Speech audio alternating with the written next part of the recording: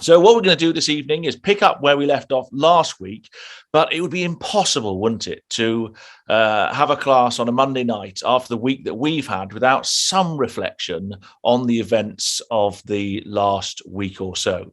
So let's just pick up on some headlines. We've seen on the BBC News just a few moments ago, fresh fighting forces Kiev residents back into shelters. And so we're seeing the Russian army really trying to push on towards Kiev. They're perhaps not finding it as easy as perhaps they thought they would do. We don't know what their battle plans were, but needless to say, we're now 5 days into this war. It seems extraordinary, doesn't it, that in our Monday night class last week, we were speculating about this invasion with the great military build-up on the borders of Ukraine, and yet here they are now, 5 days on.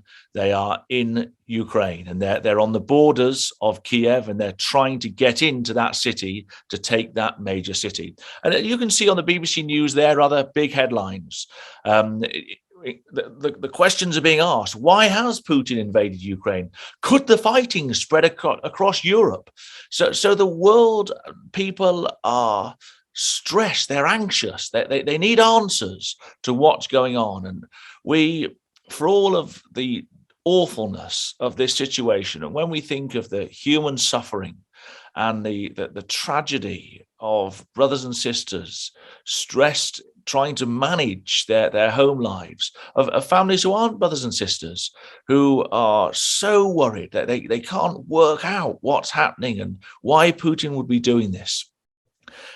People have got questions, and they're stressed, they're fearful for what's coming upon the world. We just feel so well blessed, don't we, that in this circumstance, however difficult it is, we've got this more sure word of prophecy that's able to be an anchor to our lives.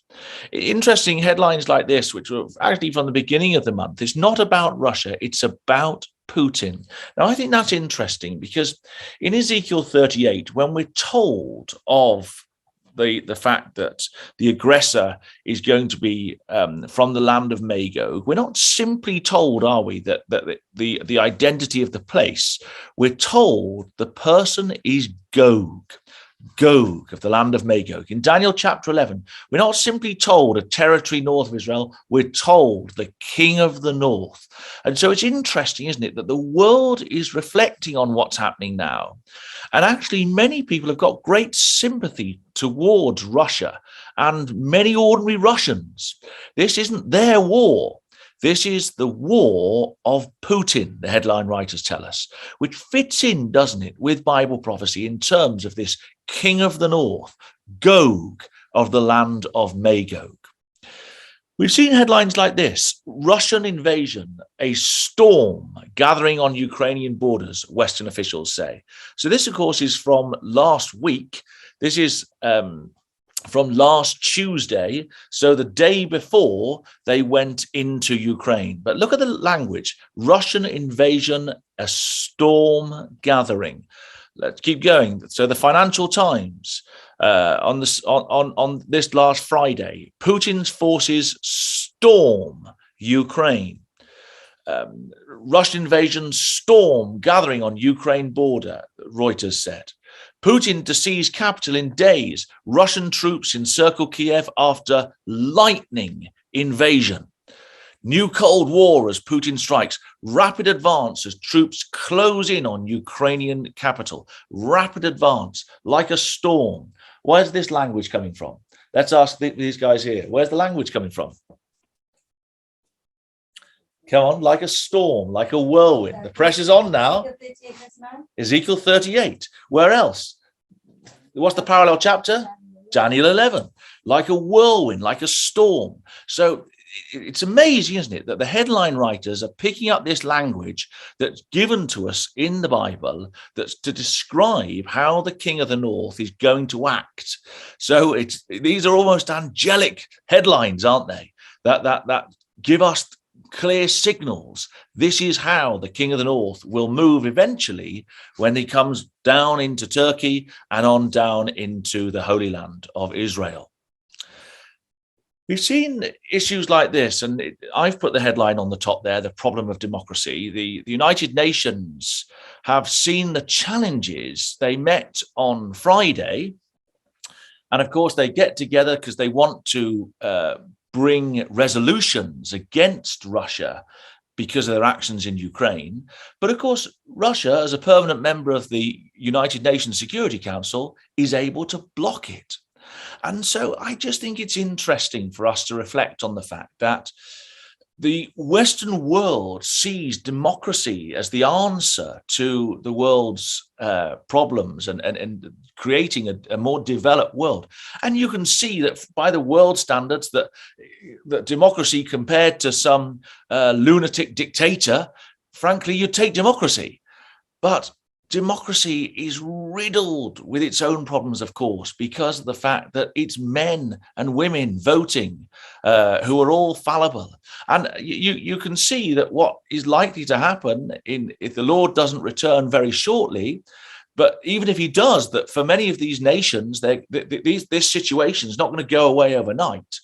And the democracies of Europe are going to get fed up with the fact that individuals are going to be hungry, perhaps. They're going to be cold, perhaps. They're not going to have the basic necessities that we've come to expect in the Western world. And so Europe, fed up with Tarshish and America, perhaps are going to find themselves, at the moment, they're dead against everything to do with Russia and everything that Russia stands for. And yet your average European, perhaps over time, is going to think, do you know what, I'd like to have my energy. I'd like to have my energy in my home and the heating on, and I don't want to be paying this massive premium for it. And so perhaps we'll see the challenges of democracy, that these people will vote in new leaders, as guess who stays in power? The king of the north, Putin. Perhaps he'll stay in power, and we'll see the European nations starting to turn towards Russia. We're also interested to see this week, departing from protocol, this headline says, Pope goes to Russian embassy over Ukraine. And so in unprecedented circumstances, departing from protocol, the Pope, and you think about what we know about Nebuchadnezzar's image and the two legs, one in the west and one in the east. The Pope, obviously, the false prophet, is there as part of the western leg. And here he is talking to the eastern leg, which is just of interest to us, that dialogue we would expect to see at the time of the end. The Spectator this week, this headline was sent to me, and I was told I must keep this person anonymous, so I won't say, but I'm grateful for it. Does Putin think he's fighting a holy war to preserve Orthodox Russia? And there's a 15-minute podcast that you can listen to there. So if you just type that in, that's quite an interesting podcast where a discussion takes place about Putin taking on a religious element in this war. And the discussion goes on to say whether or not he would be interested in coming down to the Orthodox capital of Constantinople. Needless to say, they don't come to any conclusion, but it's just interesting to hear it being discussed. The Spectator also has this headline, Vlad the Invader. Putin is looking to rebuild Russia's empire. So these are the amazing headlines that we've been seeing this last week. In addition, you might have seen just in the last couple of weeks, Russia gas crisis turns spotlight on Israel-Turkey pipe plan. Now, we discussed, didn't we, in one of our classes some time ago now, what the spoil might be, and we reflected, trying to pull out some biblical reasonings for that the spoil could be the energy that Israel has discovered in the last decade off the coast of Haifa. Now, that felt like it's been going on for some time, hasn't it? When you think, are Israel actually going to get this energy out and get selling it?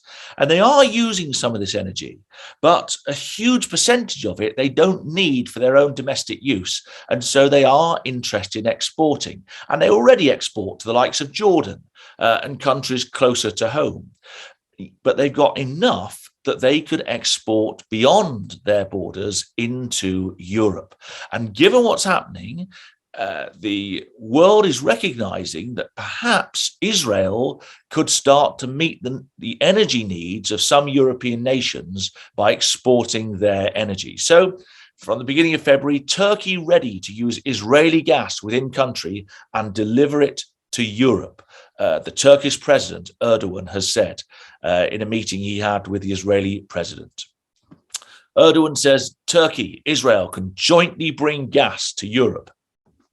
Turkey and Israel could work jointly to ship gas to Europe. We can use Israeli natural gas in our country, and beyond using it, we can also engage in a joint effort on its passage to Europe.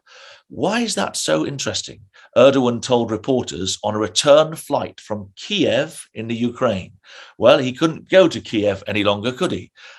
So this is just a couple of weeks ago when he was able to. But of course, we're interested because Turkey, we expect the King of the North to drop into before going into Israel. And so perhaps if Turkey sign up to this joint venture of taking the Israeli gas through Turkey and into Europe, that might give the King of the North the incentive he needs to drop down. Now, in addition, we've seen, just to finish that bit there, the voices from the Arab press, Israel's new secret weapon, natural gas. So that's from February the 10th. But the Arab media are picking up on the fact that Israel's secret weapon could be exporting this gas out to Europe. But the other point I wanted to make was that we've seen in the last few days, Kiev, the Ukrainian president, saying to Turkey, close the Bosphorus Straits. Don't let the Russian warships through the Bosphorus Straits. Now, just think of a map, and I ought to have put a map on the screen. Apologies for not doing it. But you know, don't you, that as you come up through the Mediterranean, then up into the Aegean Sea, you come up through the islands between Turkey and Greece. And as you come to get up to the Black Sea, the sea narrows to such an extent, there's just a small channel, just a river really, but a wide river, which bridges go across. And Turkey is in control of that territory. She has been since the early 1900s. An international agreement took place, and Turkey was put in charge of the Bosphorus Straits and the naval vessels moving through it. And so naturally, the Ukrainian president said, don't let the Russian warships come up through the Aegean Sea and up into the Black Sea. Close the Bosphorus Straits to Russia. And Turkey initially, this is just 3 days ago, said, listen, we're not able to do this. We're not confident that this is yet a war. Yet Turkey has now started to say war exists. The Wall Street Journal's reported yesterday in the Black Sea. And the Wall Street Journal says it's now allowing it to block the Russian Navy. Now, they haven't done it yet, but the Wall Street Journal are reporting that Turkey believe, the Moscow Times even reported yesterday, Turkey says they may block Russian warships. This is just a few hours ago. Reuters say Turkey to implement pact limiting Russian warships to the Black Sea. And this is just an hour ago or so. Turkey takes first steps towards closing the Bosphorus to Russia. Now, this is all interesting, isn't it? In Daniel chapter 11, not only are we told that the King of the North will come down like a whirlwind, what military means are we told that the King of the North will come down? So that these guys are saying to us, many ships. So there's no way that Russia is going to allow themselves to be closed into the Black Sea. Well, prophetically, we know they won't be able to, because the King of the North will come with many ships. And the Bosphorus is right on the shores of Constantinople. And so as we expect the King of the North to drop into this territory, perhaps, of course, we can't be sure. This could be months, it could be years, but perhaps we're starting to see signs that tell us that the King of the North may need to get his ships through there to be aggressive towards Turkey and want to take Constantinople. So What a lot has happened this last week that we have to reflect upon before we get into the meat of our class now.